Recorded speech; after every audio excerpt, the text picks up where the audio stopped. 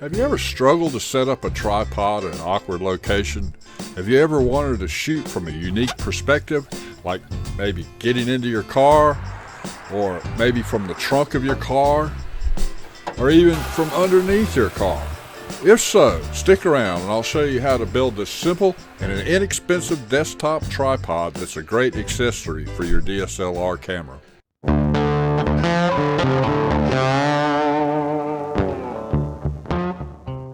The first thing I did was put my camera on top of a grid so I could get an idea of what size I want the base of this tripod to be. And then I went into the computer, CorelDRAW, made a little sketch, and since it's called a tripod, I figure I'd make it kind of triangular. Now you could certainly make this a rectangle, you don't have to do this, but I just thought it would look better. Here you can see me put some rounded corners on the base, the sketch of the base anyway. Now, once I had my template drawn up, I took it to the printer and had a copy printed out on 110-pound cardstock.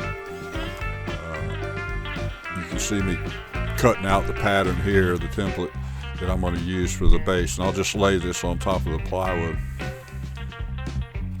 and then cut around it.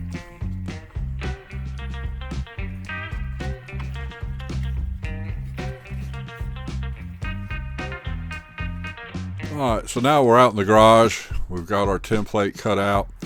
I've got a scrap piece of plywood, 3/4 inch plywood, and I'm just drawing around the outside of this template to get our shape. Then I'm going to grab the jigsaw here and cut this piece of plywood out, cut the base out. And that's what you see me doing here. And this is really a simple process. Not many tools needed to do this. Alright, we've got the base cut out. Next we've gone over to the belt sander. And I smoothed down the edges and rounded over all the corners good.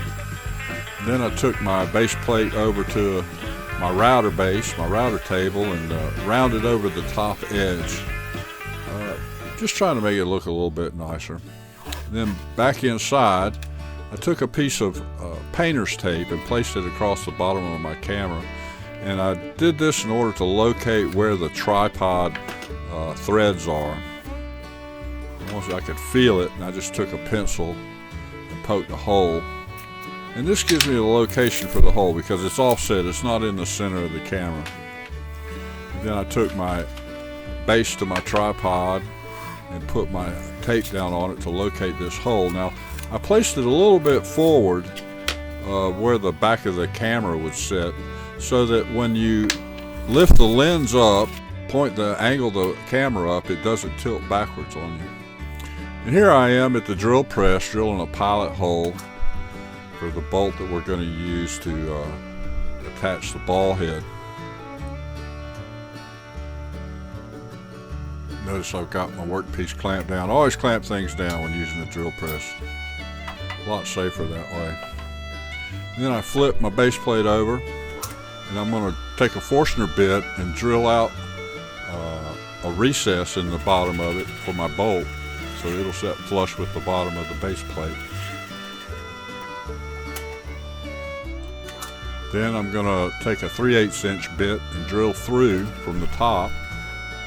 And this is the size of the bolt that I'll be using to mount the ball head. Again, notice I got my workpiece clamped down so it doesn't pop up and helicopter on me and smack my hand. There I am, I'm just fitting the bolt, see if it fits. Pop on the ball head and screw it down. Everything's looking good. Then I just took some black spray paint and gave it a coat. Make it look a little nicer. You don't have to paint it, of course. You can just leave it raw wood. I made a couple of them. And then the last thing I did was to mount some rubber feet that I got from a local box store.